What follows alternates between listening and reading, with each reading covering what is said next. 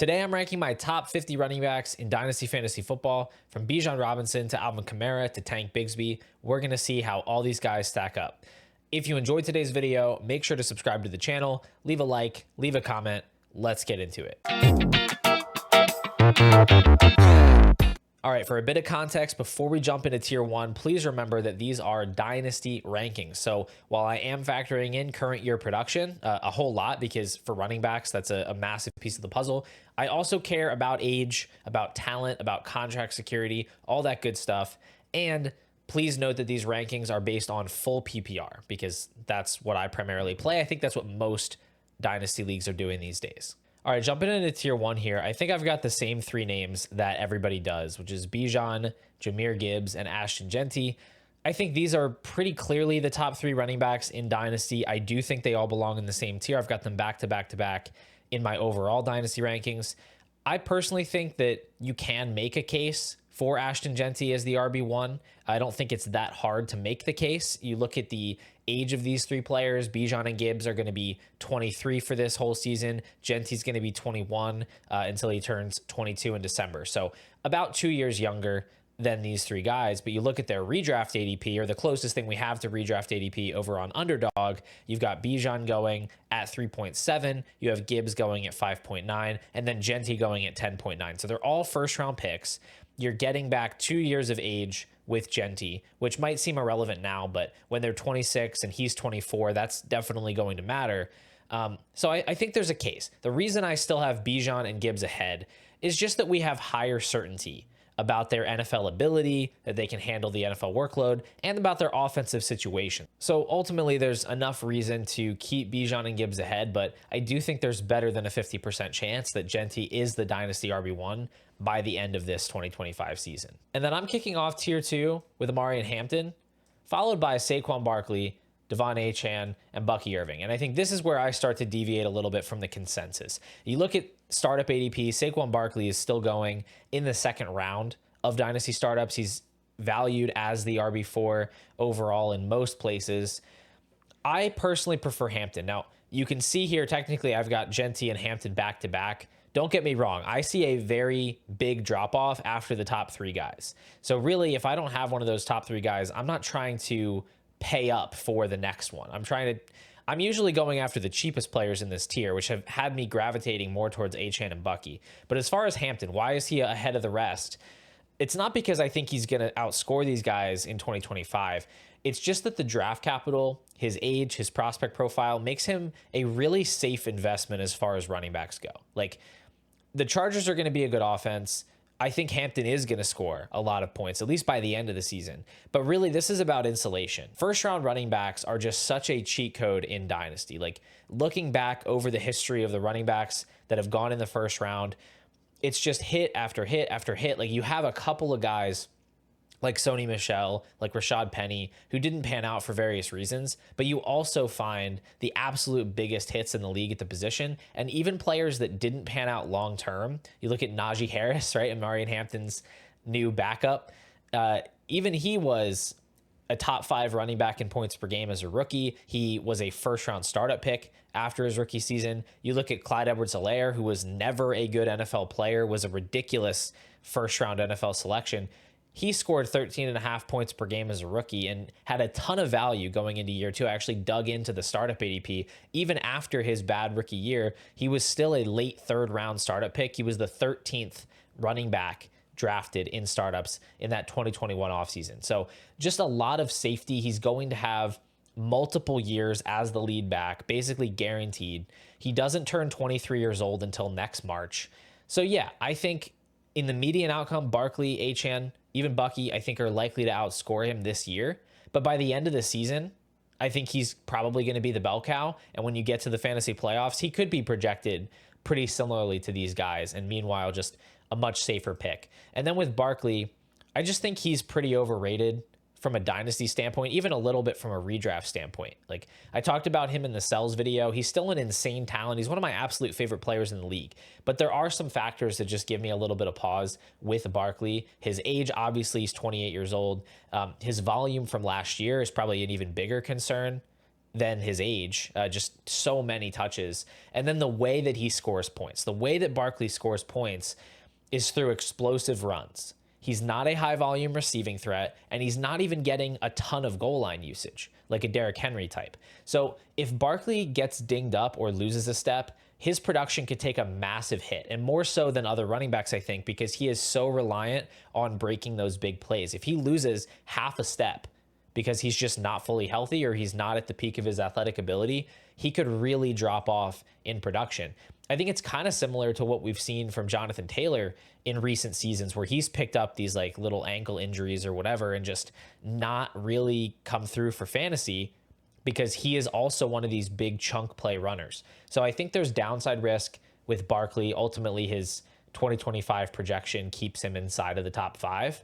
But then we get to Devon Achane, who I have just behind Barkley. I think he's a very intriguing dynasty asset because on the one hand, there is some fragility just with the Dolphins situation in general. Achane has had some injury issues, although I think that's mostly overblown.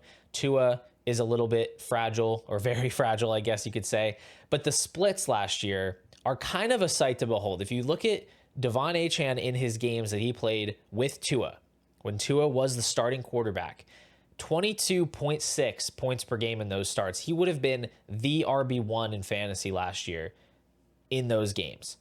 And then you look at the games that Tua was out, when we got primarily Tyler Huntley as the starting quarterback, 8.6 points per game. How worried you are about Tua's health and him missing games, that's going to vary from manager to manager.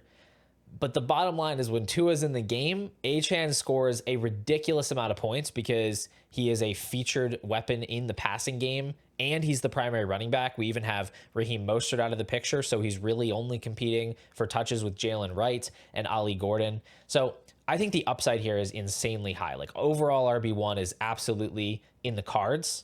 Doesn't turn 24 years old until October.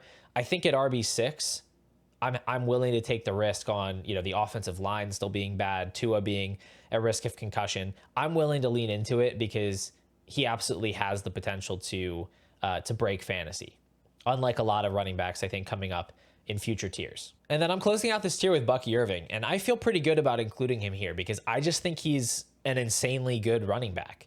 I know some people are kind of out on him for reasons I don't really get. Like, they'll cite his RAS score or his size. Like, the size thing is just dumb at this point. We have so many examples of these 190 to 200 pound backs finding success. Like, we just talked about Achane. Jahmyr Gibbs isn't that much bigger. It's not a big deal in today's NFL to be a little bit undersized. And we already have proof of concept because last year he was one of the best runners in the league as far as missed tackles forced, yards after contact per attempt. Like this, he was making people miss. He was breaking big plays. He's just genuinely an amazing running back, and he's in a really good situation. But you look at last year, from week 10 on, Bucky Irving, 20 points per game. He was 10th among running backs in target share during that span. He was getting, I think, over 16 rush attempts per game. He was handling volume. He was getting designed targets. Rachaad White was basically phased out of the offense, especially in the final few games. He only had a couple of touches in week 18, in the wild card game. Bucky is the lead running back on this team. He's extremely talented. He's good as a rusher. He's going to get targets. He was even starting to get a lot more of the goal line looks towards the end of the year. So I think the ceiling for him is very high. And I don't personally understand any of the detractors who say that he's either too small, or that Rachaad White's going to take too much work, or that he can't hold up to a workload, or that he can't score enough touchdowns. I don't think any of that is true. And I do think he has, if not overall RB1 in his range of outcomes, certainly top 5 ceiling is totally doable. Now we're about to jump into tier 3 here, but if you're interested in seeing my complete dynasty rankings with all of the positions stacked up together with trade values included, you should consider signing up to be a YouTube member. Because YouTube membership not only gets you access to those rankings, which are currently updated bi-weekly and will be updated every single week during the NFL season, it also gets you access to my private Discord channels where you can talk to me one-on-one. You can ask me questions about your startup drafts or about trades you're considering, and the weekly live streams where I do things like breaking down dynasty teams live, I run startup mock drafts. I answer listener questions. All that stuff is available to YouTube members. So if you're interested in that, you can find the join button under this video or the link in the description that'll let you sign up for YouTube membership today. And my tier 3 of running backs is just 2 players. It's Trevion Henderson and Breece Hall. My RB7 and RB8 in Dynasty. These are 2 of my favorite values right now in startup drafts. The upside case for Henderson, I think, is pretty easy to paint. He was the 36th overall pick, so that's awesome. Puts him in great company as far as, you know, prospects that go in that range. You think of Jonathan Taylor, Nick Chubb. These are other early second-round picks that come to mind. Kenneth Walker even. And he checks a ton of boxes as a prospect from an efficiency standpoint, from a receiving standpoint. He's an excellent pass protector. He's an excellent route runner. Obviously, we have some red flags. He didn't take on a huge workload in college. He had some injuries. There are red flags here, but he also has a ton of upside because he can do it all. And I think he's going to have a solid PPR floor from day one. He's going to play in a lot of passing situations. He's going to get design touches in this McDaniels offense, especially with the lack of other really proven pass catchers that the team has. And I think he has a Devon Achane type of ceiling where maybe he's never going to get 300 carries, but I think he genuinely does have like 75, 80 reception upside. And I think he can score, you know, double-digit touchdowns. He can break off big plays, all that good stuff. So really like Henderson as another rookie on the list. And then Hall, I talked about him last week in the league winners video, secret league winners. I think he's starting to kind of go a little bit under the radar because he obviously disappointed everybody last year. But he was a high-end RB1 in 2023. He is now just 24 years old. He's in a revamped offensive situation. I think he has massive receiving upside as well. So I'm ready to buy back into Breece Hall. I don't think that he's washed. I don't think he's in a committee with Braylon Allen. I'm ready to jump back in on him as one of the elite talents at the position. Now, tier 4 gets a little bit bigger. We've got Quinshon Judkins, Jonathan Taylor, Christian McCaffrey, Kenneth Walker, RJ Harvey, Chase Brown, and Josh Jacobs, all in tier 4. And you might be surprised to see Judkins this high, my RB9 in Dynasty, after I listed him as one of my rookie fades. If you watched that video after the NFL draft, he was one of my rookie fades in drafts. But that was always cost related. As I said in the video, I just wanted to draft other rookies there. It wasn't so much that I hated Judkins in a vacuum. It was just that I preferred guys like Loveland and Igbuka. But I still like the draft capital here. He's another one of these early second-round running backs. That gives him a good chance to have some longevity. He's going to get a lot of volume, at least on early downs, in this Browns offense. He's probably not much of a receiving threat, but he could get some design targets to utilize his athleticism. So I just think, like, at his age, with his draft capital, the insulation, I'm willing to put him here inside of my top 10 because you're just getting more safety than you are with these other guys. And the ceiling, if he does hit, is quite high. And then we get to Jonathan Taylor, who's my RB10. And this is the one I'll probably get the most hate for this ranking, maybe the Kyron ranking coming later. I talked about him in the Cells video last month, and a bunch of people told me that I was stupid. I get that he's an awesome real life player. Like, don't get me wrong. I think he is absolutely one of the best rushers in the NFL. But similar to when Nick Chubb was in his prime, that just hasn't really translated to elite fantasy production. Yes, 17 points per game last year was like pretty good, but that's kind of close to the ceiling outcome of what we can expect because Jonathan Taylor's spike weeks are really driven by touchdowns. He doesn't catch the ball. His 2 quarterbacks are near the bottom of the league in check down rate. So you can forget about getting a bunch of targets. He's a volume rusher who needs to break off big plays. He needs to score touchdowns. He's similar to Saquon in that way, except he's on a much worse offense that is not projected to score a ton of touchdowns this year. So he's not going to be a league winner in 2025. Like, I'd be genuinely shocked if he was. And at age 26, he's only going to go down in value in subsequent seasons. He will be drafted later than he is right now next year and the year after that and the year after that. So that's where he sits, followed by Christian McCaffrey, who is the oldest player in this group. He also has the highest ceiling in this group. So he finds himself kind of towards the middle of it. The way I see it with McCaffrey, having him ahead of the rest of these guys, is just that these other names, they might be younger than him, but there still isn't that much long-term safety. Like, the running back position can change fast. Even if you are 24, 25 years old, that still doesn't guarantee that you're going to give us multiple seasons in the role that you currently occupy. And so I'm looking at McCaffrey and I'm like, even if he is just a 1-year player, which isn't a guarantee, of course. He could play multiple seasons. But even if he is just a one-year player, he has the potential to break fantasy in a way that none of these other running backs do.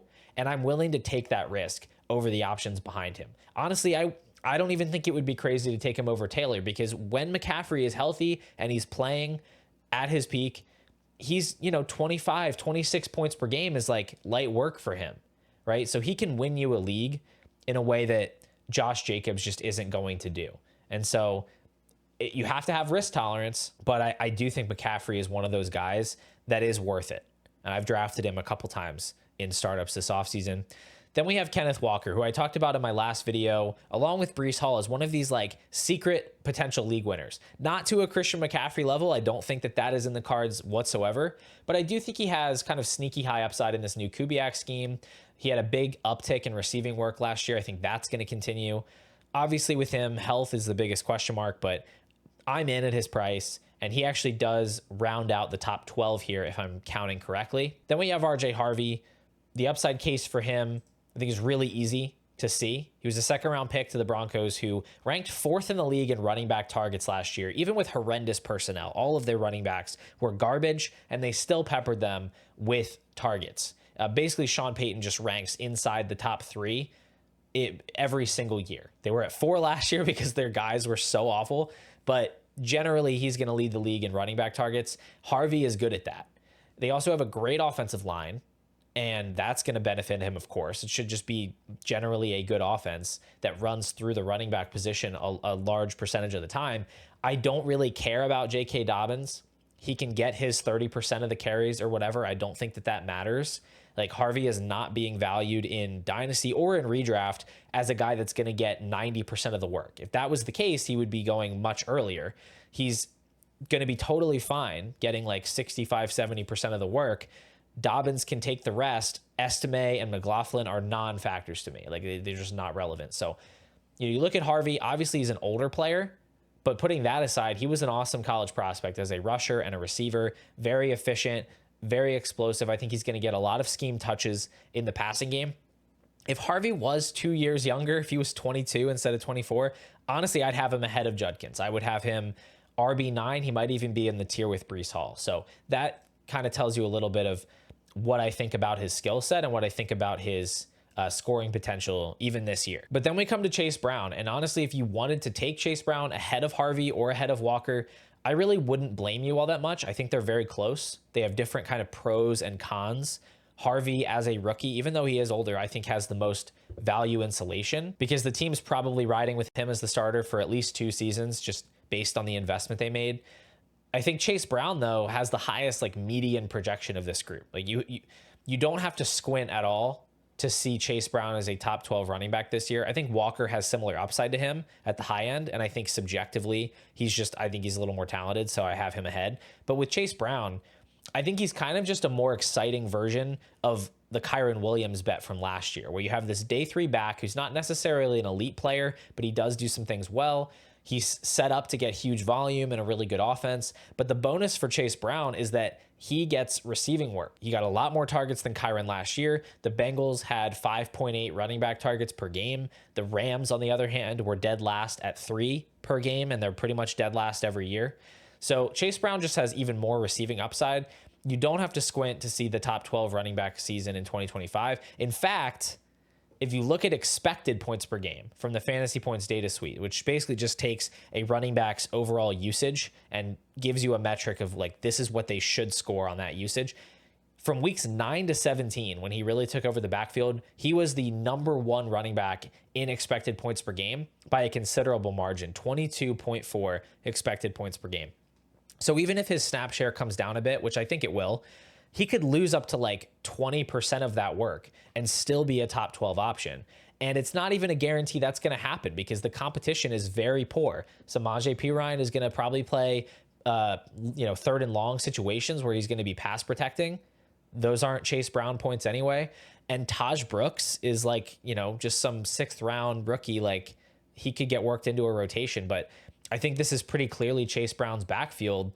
And the upside is pretty tantalizing there, even if he is a little bit fragile. And then we're going to go with Josh Jacobs at the end of this tier. I'll probably get some heat for having him this low, just based on what he did last year. Obviously, he's still going to be the bell cow in Green Bay because his competition is Marshawn Lloyd and Emmanuel Wilson. But I think it's worth noting that he did benefit from some favorable circumstances last year.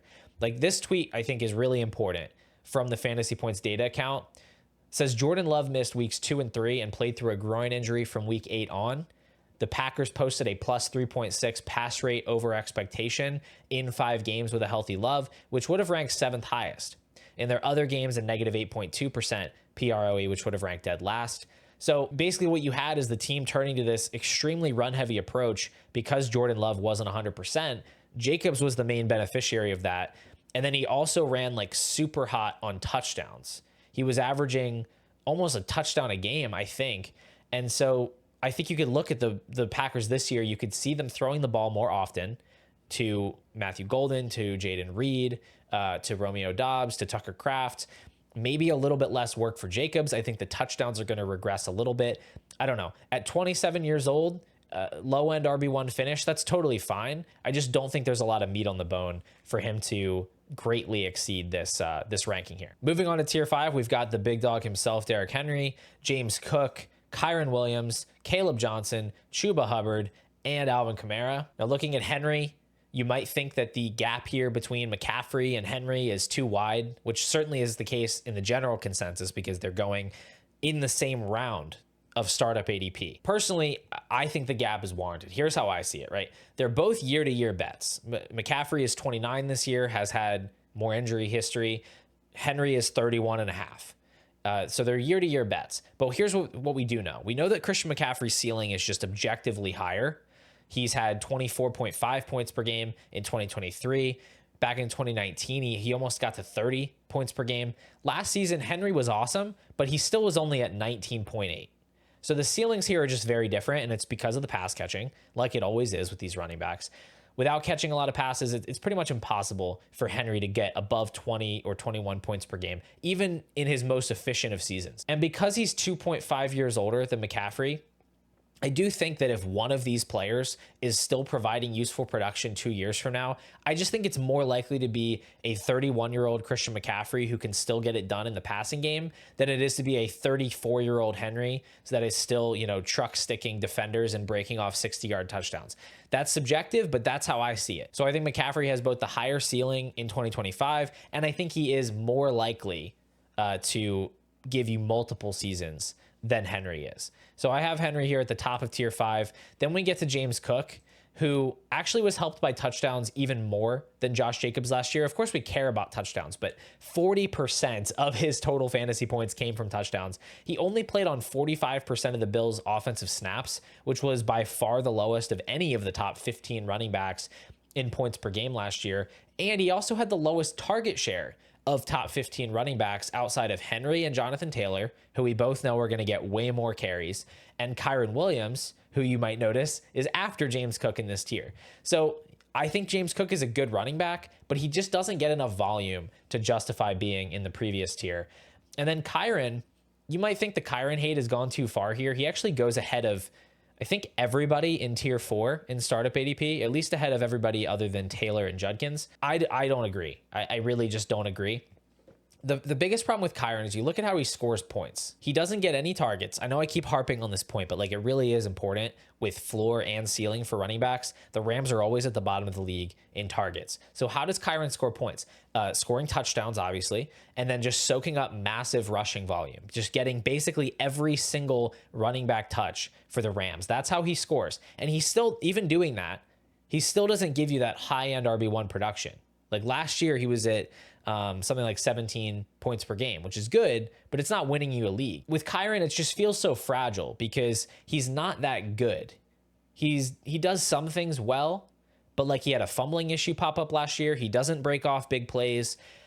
He's really not a special player. The team has Corum on the bench. They brought in Jarquez Hunter, who I'm very high on as a talent.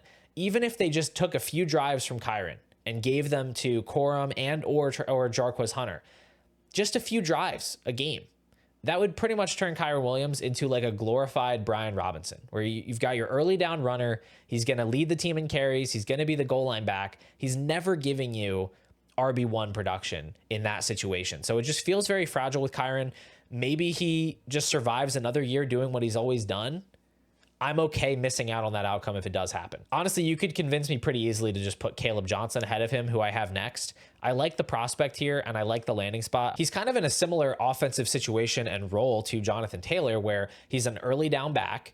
He's not going to get a lot of targets, but he's also on a bottom 10 offense, like even worse offense than the Colts probably, that's not going to score that many touchdowns, except instead of being Jonathan Taylor, he's a third round rookie, and he has better competition than anybody else on the Colts in Jalen Warren, especially for those passing down snaps.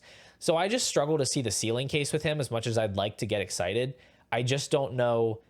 I don't know how he's going to give me 15, 16 points per game, to be honest with you. So that's why he's here in tier 5. Chuba Hubbard comes in next as, I don't know, kind of an unexciting player, I guess. He's a pretty good running back. He's 26 years old. He's probably going to score between 13 and 16 points per game this year, and then maybe the same thing next year, depending on how healthy Jonathan Brooks is and what the other running backs do, whether they invest in someone else. I do think the additions of Rico Dowdle and Trevor Etienne do signal a slightly diminished role in the receiving game for Hubbard, who actually did have a decent number of targets last year, but he was not efficient on them. And I mentioned this JJ Zacharyson video in the last one as it relates to Tony Pollard, who had a pretty low yards per out run. Chuba Hubbard also had a pretty low yards per out run last year, which can be a signal of a reduced passing role the following season. I think bringing in Trevor Etienne in the 4th round, who is a pretty clear like satellite back, third down back type of profile, is a clear signal that Hubbard could see fewer targets this year. So that's what puts him here in tier 5, even though he scored closer to those tier 4 guys last season. And we close it out with Alvin Kamara. There's a 2-round gap in startup ADP between Derrick Henry and Alvin Kamara. I think that's pretty vibes based. I don't think it's really rooted in reality. Yes, I think Derrick Henry is better from a real life perspective. I think he's more exciting to watch. But Alvin Kamara scored 19 points per game last year. Derrick Henry scored 19.8. In PPR formats, they should be viewed, I think, as fairly similar assets. The dividing factor here, the reason Henry's at the top and Kamara's at the back of this tier, is the offensive situation, right? The Ravens are going to be a great offense. The Saints are probably going to be one of the worst. The good thing about Kamara is that he can still score plenty on a bad team because he can get like 8 targets a game, and that adds up over time.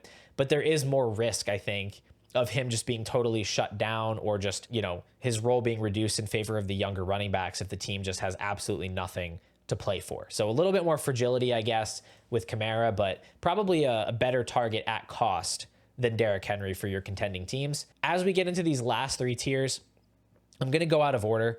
I'm just going to kind of talk about guys in groups that are kind of similar types of players. But in tier 6, we've got Joe Mixon, Byshul Tuten, James Conner, David Montgomery, and Tony Pollard. I think I put those in the right order. And here we have a few different types of guys. I want to start with Byshul Tuten, who is clearly the most exciting player in this group. I think this ranking is going to be very, very wrong no matter what happens. Like, he's either going to be way higher than this or way lower than this by October. But we kind of have to hedge right now because we just don't know how this backfield is going to play out in Jacksonville. And for me, the upside is just too much to pass up.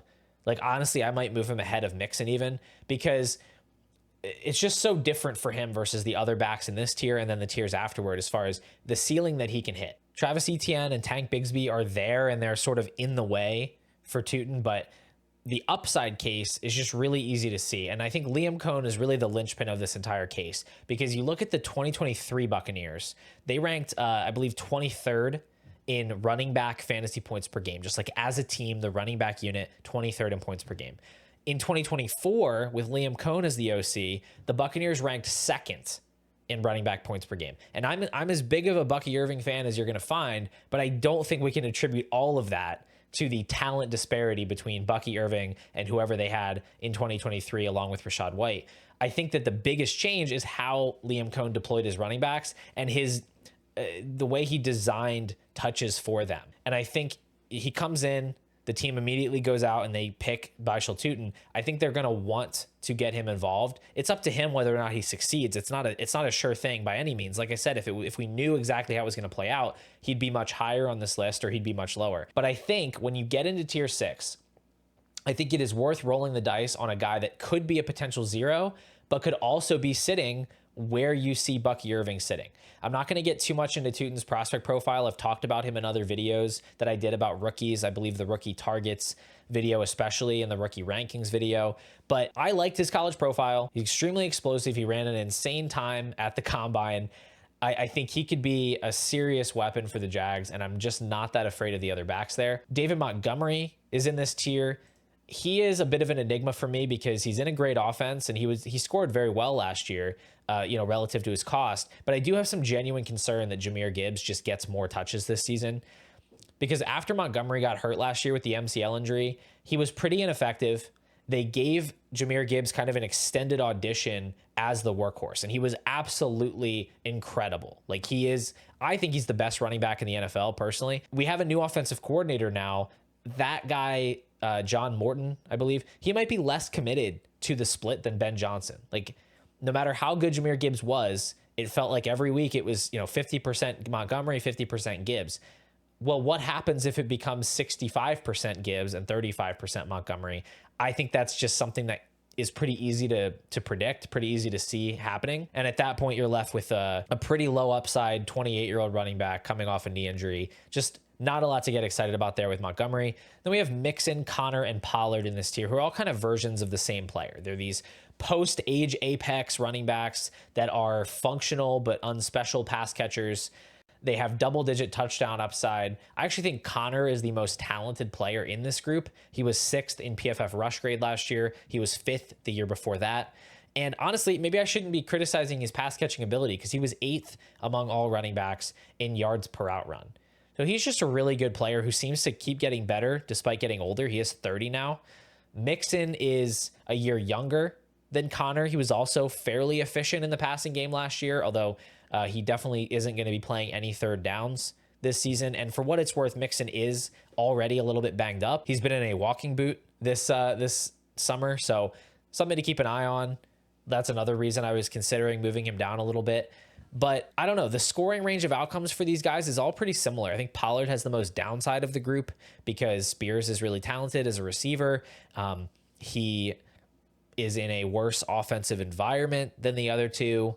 He was really inefficient as a pass catcher last year, so he's the lowest, but ultimately don't think they're all that different. All right, in tier 7, we're going to go a little bit more rapid fire. We're going to start it out with Cam Scatabo, followed by Isaiah Pacheco, Tyrone Tracy, DeAndre Swift, Travis Etienne, Jalen Warren, Brian Robinson, Aaron Jones, Tajay Spears, Trey Benson, Zach Charbonnet. Believe that I have those guys in the right order. Trying to double check here.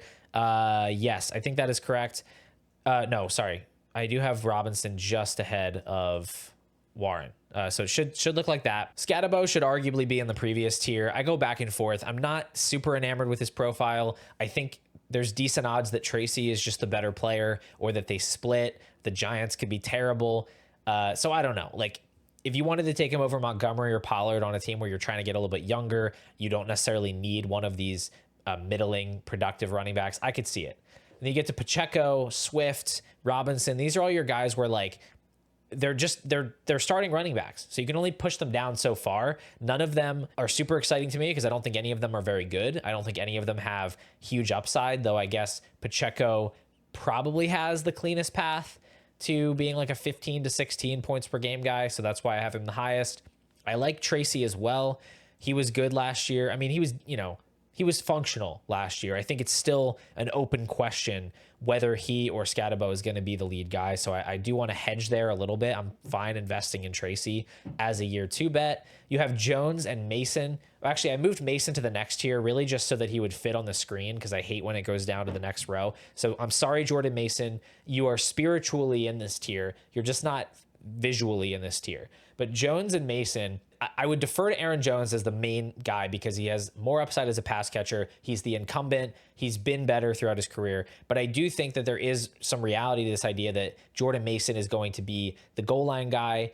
And he's also a really good outside zone rusher, which is going to fit really well with what the Vikings are doing. And so I think it's possible that Jordan Mason becomes the 1A in this backfield, especially by the end of the season. But I think that is more so a negative for Jones than it is a positive for Mason. Ultimately, as a non-pass catching running back, there's only so much upside that you can really have with the Jordan Mason.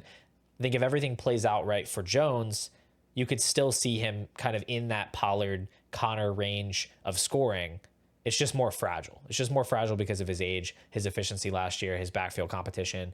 And then you have some of the more premier handcuffs in the league with Spears, Benson, Charbonnet, and then Warren, who's like a quasi, starter / handcuff type of guy where he's going to have a role. If Caleb Johnson went down, I think he would really thrive as the lead guy. He's not going to, I don't think Kenny Gainwell is going to come in and take a whole lot of work. So there's a lot of like utility to a player like Warren, I think. And then ETN, I don't know what to do with that backfield, but if there's going to be a winner that's not Tootin, I think it's probably ETN. And then in the last tier, we have Mason, who remember is technically in tier 7, Garendo, Najee, Ramondre, Jarquez Hunter, Jaden Blue, Jalen Wright, Ray Davis, Dylan Sampson, DJ Giddens, and we're going to end it with Tyler Algier because no one else is going to fit on the screen. The first 6 guys off the list that just, I technically have all of them in the same tier, but they're not all going to fit on screen. Rashad White, Javonte Williams, J.K. Dobbins, Braylon Allen, Devin Neal, Tank Bigsby. Thanks for playing. I'm sorry you couldn't get into the screenshot here. You should have tried being slightly higher ranked. But yeah, looking at the guys that are on the screen, right? Garendo, I think, is a really exciting handcuff because you saw last year the proof of concept that he can provide high-end production if McCaffrey misses time, and that's certainly something that could happen. So I do like having Garendo. It's a very fantasy-friendly backfield. And along those same lines, my other favorites in this tier at cost would be Jalen Wright, Jarquez Hunter, and DJ Giddens, because I think these are guys that possess kind of all of the necessary skills to play in a high volume role if they were called to action. I think they're in good enough offensive situations for running back production. I think they have limited competition for those touches, right? Like Jalen Wright is only competing with Ollie Gordon. Jarquez Hunter is competing with Blake Corum for the backup role. DJ Giddens is competing with Khalil Herbert, who's been on 3 teams in the last year and is on a $1 million contract. So these guys are young. I think they have upside. I also do like Ray Davis. I like Dylan Sampson. I like rostering all these players other than really Najee Harris, who I think is being overvalued on his name value. Like people see the name Najee Harris and they just think he needs to be drafted higher. In reality, there's not a lot of difference between the situation that he's in or Jalen Wright or Tyler Algier. It's not really that different for him. Maybe he's going to get a little more work early in the season as Hampton is eased in. But unless you suddenly think the Chargers are going to be like the most fantasy friendly backfield in the league, like the Buccaneers last year or like the Lions, which to me is very unlikely because they don't even throw to running backs that often. I don't think that there's enough on the meat on the bone for Najee to actually be a weekly starter. He's really just going to be a fancy handcuff, and he's being drafted well ahead of a lot of this group. So he's a pretty heavy avoid for me. Ramondre, kind of a similar deal to Najee, maybe maintains more of a goal line role depending on how the team views Henderson in year 1. But otherwise, yeah, I mean, these guys are mostly handcuffs. They're day 3 rookies. I like investing in this group because I think that there's upside either in value or in scoring or in both. As far as the names left off the list, Rashad White is one people might say should be here. Honestly, the way that he was used at the end of last year, I'm not 100% certain that he's ahead of Sean Tucker on the depth chart or that he has a sizable role in store for him in this offense. And then Javonte Williams, people might like, or J.K. Dobbins. I just don't think those guys are really very good, and I don't think they're guaranteed much of anything. Javonte and Miles Sanders, to me, are kind of the same player. I think they're both pretty bad. I think neither of them is likely to operate as the workhorse. I think Jaden Blue is probably going to have a pass-catching role at the very least. Even Phil Maffa is in the mix in Cowboys training camp. So I'm not really chasing those guys as like, I'm not chasing Javonte as like a guaranteed volume type of bet. I think he could be a total zero even before we get to week 1. Anyway, those are my top 50 running backs in Dynasty. As always, guys, thank you so much for watching this video. Thank you for supporting the channel, liking, commenting, subscribing. If you liked this video, go ahead and subscribe for more content like this in the future. I will be back soon with another Dynasty video, and I hope I'll see you then.